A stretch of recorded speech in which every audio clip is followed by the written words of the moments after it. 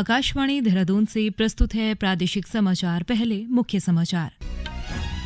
मुख्यमंत्री पुष्कर सिंह धामी ने बागेश्वर जिले के कपकोट में चैली बारियो कौतिक मातृशक्ति उत्सव का शुभारंभ किया। श्री धामी ने बागेश्वर के लिए लगभग 100 करोड़ रुपए की योजनाओं का लोकार्पण और शिलान्यास किया। राज्य के स्कूली बच्चों में कृमि संक्रमण की दर 67.97 से घटकर 0.17% हुई। और कृषि मंत्री गणेश जोशी ने राज्य में खाद्य प्रसंस्करण से जुड़ी योजनाओं पर प्राथमिकता के साथ काम करने के निर्देश दिए।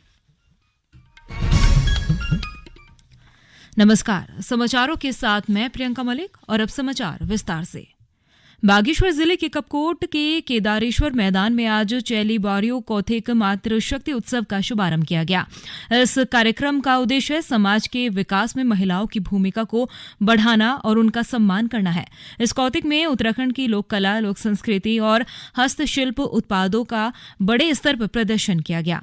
इस मौके पर स्वावलंबी, आत्मनिर्भर और राज्य की आर्थिकी में विशेष योगदान देने वाली महिलाओं को सम्मानित किया गया। मुख्यमंत्री पुष्कर सिंह धामी ने कार्यक्रम का उद्घाटन करते हुए कहा कि जिस राष्ट्र की महिलाएं शिक्षित होती हैं, वहां के विकास को कोई नहीं रोक सकता। उन्होंने कहा कि प्रधानमंत्री नरेंद्र मोदी ने बेटी बचाओ और बेटी पढ़ाओ का जो मंत्र दिया है, उसे बागेश्वर की मातृशक्ति ने अपनाते हुए पूरे राज्य का नाम रोशन किया है। उन्होंने बेटियों को शिक्षित करने पर जोर देते हुए जनता से बेटियों को शिक्षित करने के साथ ही आत्मरक्षा के गुर सिखाने की अपील की। उन्होंने कहा कि बेटी बचाओ बेटी पढ़ाओ के लक्ष्य को आगे बढ़ाते हुए उत्तराखंड चौमुखी विकास कर रहा है। मुख्यमंत्री पुष्कर सिंह धामी ने कहा कि राज्य के विकास के लिए महिलाओं का योगदान बेहद जरूरी है और मातृशक्ति के सहयोग से राष्ट्र का संपूर्ण विकास होगा। इस मौके पर मुख्यमंत्री पुष्कर सिंह धामी ने क्षेत्र के लिए लगभग 100 करोड़ रुपए की 37 योजनाओं का शिलान्यास और लोकार्पण किया। वहीं मातृशक्ति उत्सव को चैली बारियो कौतिक के रूप में मनाए जाने से महिलाएं भी काफी उत्साहित दिखी। महिलाओं ने कहा कि सरकार की पहल पर पहाड़ में ऑर्गेनिक खेती के उत्पादों को अब बाजार मिलने लगा है, जिससे इस क्षेत्र से जुड़ी महिलाओं की आर्थिकी स्थिति भी मजबूत हो रही है। इससे पहले श्री धामी ने कपकोट में विकासखंड कपकोट से केदारेश्वर मैदान तक रोड शो किया। इस दौरान हजारों की संख्या में स्थानीय जनता ने पुष्प वर्षा से मुख्यमंत्री पुष्कर सिंह धामी का स्वागत किया। वित्त मंत्री डॉक्टर प्रेमचंद अग्रवाल ने बिल्लाओ इनाम पाओ योजना के तहत पिछले साल अक्टूबर और नवंबर के विजेताओं को पुरस्कार वितरित किए। इस दौरान डॉक्टर अग्रवाल ने बताया कि योजना के तहत 1 सितंबर 2022 से 1 जनवरी 2024 तक कुल 66,857 उपभोक्ता पंजीकृत हुए हैं और पंजीकृत उपभोक्ताओं ने 3,89,000 से ज्यादा बिल अपलोड किए। इनका कुल मूल्य 180 करोड़ है। उन्होंने बताया कि योजना की लोकप्रियता को देखते हुए इसके अंतर्गत मासिक पुरस्कार दिए जाने की अवधि को 30 नवंबर 2023 से बढ़ाकर 31 मार्च 2024 तक किया गया है।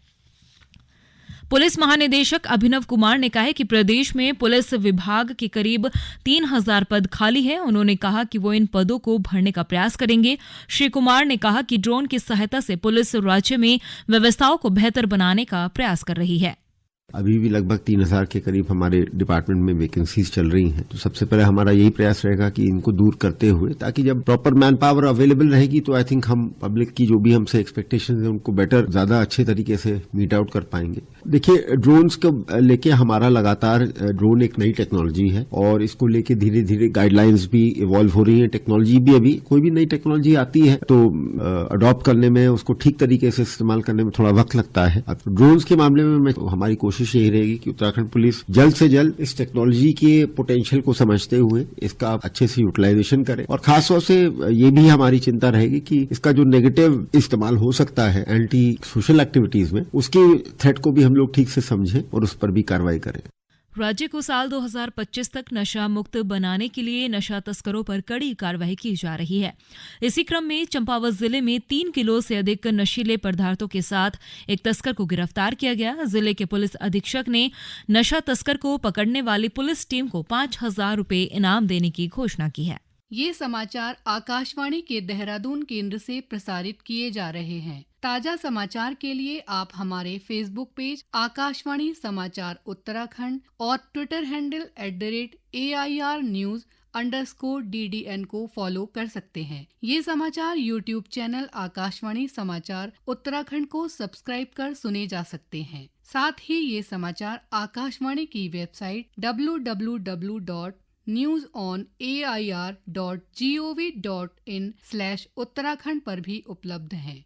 राज्य के स्कूली बच्चों में कृमि संक्रमण की दर में उल्लेखनीय गिरावट दर्ज की गई है। बच्चों में कृमि संक्रमण की दर 67.97 से घटकर 0.17% रह गई। स्वास्थ्य विभाग एवं ICMR राष्ट्रीय महामारी विज्ञान संस्थान के वर्ष 2022 में कराए गए संयुक्त सर्वेक्षण की रिपोर्ट में ये बात सामने आई है। स्वास्थ्य मंत्री डॉ धन सिंह रावत ने बताया कि राज्य में बच्चों को कृमि रोगों के संक्रमण से बचाने के लिए स्वास्थ्य विभाग आंगनबाड़ी केंद्र, स्कूल, प्राथमिक स्वास्थ्य केंद्र और घर घर जाकर व्यापक अभियान चलाया जा रहा है, जिसके चलते बच्चों में मिट्टी से संचारित होने वाले परजीवी कृमि संक्रमण में कमी देखने को मिली है। कृषि मंत्री गणेश जोशी ने कहा कि प्रदेश में खाद्य प्रसंस्करण के क्षेत्र में अनेक संभावनाएं हैं। उन्होंने अधिकारियों को राज्य में खाद्य प्रसंस्करण से जुड़ी योजनाओं पर प्राथमिकता और सुनियोजित ढंग से काम करने के निर्देश दिए। देहरादून में आयोजित बैठक में कृषि मंत्री गणेश जोशी ने कृषि एवं उद्यान विभाग के अधिकारियों को केंद्र और राज्य सरकार की ओर से चलाई जा रही योजनाओं के कार्यों को तेजी के साथ पूरा करने के निर्देश दिए हैं। श्री जोशी ने कहा कि प्रधानमंत्री किसान सम्मान निधि के तहत जिन किसानों की KYC नहीं हो पाई, उनकी KYC कराई जाए और इसके लिए विकासखंड स्तर पर शिविर भी लगाए जाए।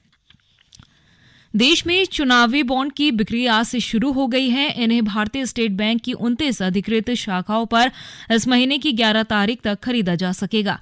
जिन शाखाओं पर इन बॉन्ड की बिक्री होगी उसमें दिल्ली, हरियाणा, पंजाब, हिमाचल प्रदेश, जम्मू कश्मीर, उत्तराखंड, गुजरात, मध्य प्रदेश, राजस्थान, महाराष्ट्र, उत्तर प्रदेश, ओडिशा, बिहार और पश्चिम बंगाल में ये बैंक शाखाएं शामिल है। वित्त मंत्रालय ने कहा कि इन बॉन्ड की बिक्री के 30वें चरण में भारतीय स्टेट बैंक को इन्हें जारी करने और उनके स्थान पर नकदी लौटाने के लिए अधिकृत किया गया है। प्रधानमंत्री नरेंद्र मोदी ने आम नागरिकों से आग्रह किया है कि नमो ऐप पर जनमन सर्वेक्षण में भाग ले और पिछले 10 सालों में हुई प्रगति के बारे में अपने विचार साझा करें। सोशल मीडिया पर एक पोस्ट में प्रधानमंत्री ने कहा कि वो #जनमन सर्वे का इस्तेमाल करते हुए सीधे अपनी प्रतिक्रिया उन्हें भेजें। ये सर्वेक्षण राष्ट्र की प्रगति और विकास के बारे में लोगों को अपनी राय व्यक्त करने का उत्कृष्ट मंच प्रदान करता है। आगामी लोकसभा चुनाव 2024 में गढ़वाल लोकसभा सीट की मतगणना गोविंद बल्लभ पंत अभियांत्रिकी और प्रौद्योगिकी संस्थान घुड़दौड़ी में होगी। पौड़ी के जिला निर्वाचन अधिकारी डॉक्टर आशीष चौहान ने बताया कि GIC पौड़ी में बेहतर पार्किंग व्यवस्था न होने और अव्यवस्था से बचने के लिए जिला निर्वाचन विभाग ने पहली बार मतगणना स्थल बदला है। मुख्यमंत्री पुष्कर सिंह धामी ने स्वच्छ भारत मिशन के तहत देहरादून शहर में अपशिष्ट प्रबंधन के लिए हर घर जाकर कूड़ा जमा करने वाले 58 वाहनों को हरी झंडी दिखाकर रवाना किया। इस अवसर पर उन्होंने कूड़ा पृथक्करण पर आधारित गीत का भी लोकार्पण किया है। इसके साथ ही मुख्यमंत्री ने सभी लोगों से स्वच्छ भारत मिशन में सहयोग देने का भी आह्वान किया। केंद्रीय योजनाओं का लाभ समाज के अंतिम छोर तक पहुंचाने के उद्देश्य से विकसित भारत संकल्प यात्रा जारी है। प्रदेश की जनता इस यात्रा के प्रति उत्साहित नजर आ रही है और अब तक 16,50,000 से अधिक लोगों ने हिस्सा लिया है। पौड़ी के सतपुली में आज विकसित भारत संकल्प यात्रा कार्यक्रम का आयोजन हुआ। कार्यक्रम में पहुंचे लोगों ने केंद्र और राज्य सरकार की जन कल्याणकारी योजनाओं की जानकारी ली और विभिन्न योजनाओं के लिए पंजीकरण कराया।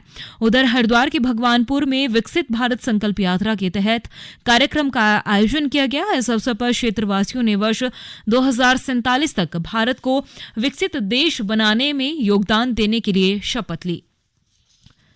और अब एक नजर मौसम पर।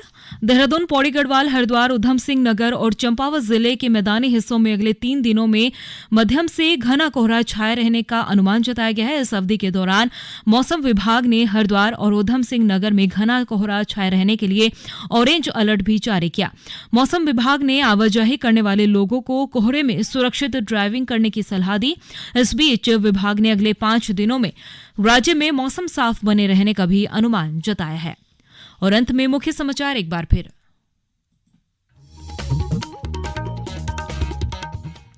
मुख्यमंत्री पुष्कर सिंह धामी ने बागेश्वर जिले के कपकोट में चैली बौरियो कौथिक मातृशक्ति उत्सव का शुभारंभ किया। श्री धामी ने बागेश्वर के लिए लगभग 100 करोड़ रुपए की योजनाओं का लोकार्पण और शिलान्यास किया है। राज्य के स्कूली बच्चों में कृमि संक्रमण की दर 67.97 से घटकर 0.17% हुई। और कृषि मंत्री गणेश जोशी ने राज्य में खाद्य प्रसंस्करण से जुड़ी योजनाओं पर प्राथमिकता के साथ काम करने के निर्देश दिए हैं।